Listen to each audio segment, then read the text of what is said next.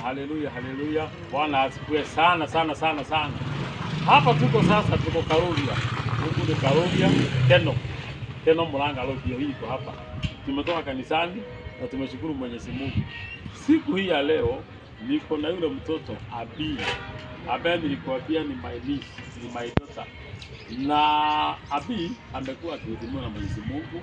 Mwenyezi Mungu anamnenea, anampeleka mbinguni na anamfunulia mambo. Saa hii tukiwa hapa kanisani, kuna mambo anasema ameonyeshwa hapa tu kanisani. Unaona kanisa ndio hii hapa. Kuna mambo ameonyeshwa.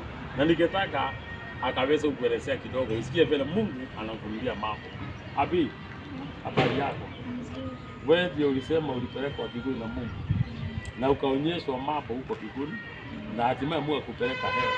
Niliweka video yako na sasa nilikuwa nataka watu wakuone tukiwa na wewe. Sasa Abi, ningetaka utuambie umeona kitu gani kanisani sana? Nimeona hapo mbele kukiwa na angels, walikuwa na karatasi wakiandika kitu kulikuwa kunaendelea huko Kanisani. Walikuwa wanaandika yale mambo yanayoendelea kanisani. Kwa hivyo wewe ambao uko nyumbani, ndio maana kwa yako ukuja kanisani.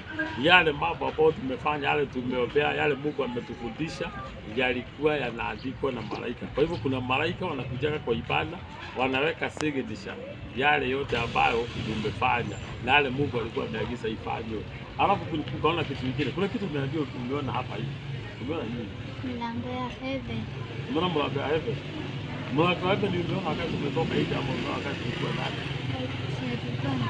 Tulikuwa kanisani ndani, ukaona mlango wa mbinguni. Ilikosa inafanana aje? Ilikuwa kubwa ya gold. Ilikuwa kubwa ya gold. Unaona? Nilikwambia kwamba ile scepter ambayo nilikuta katika kiti yake ilikuwa gold.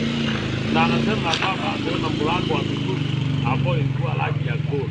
Kwa hivyo amefunduliwa mambo na huyu mtoto anapelekwa mbinguni. Kwa hivyo ningetaka part 2 akufunulie kidogo yale ambayo ameonyeshwa mbinguni.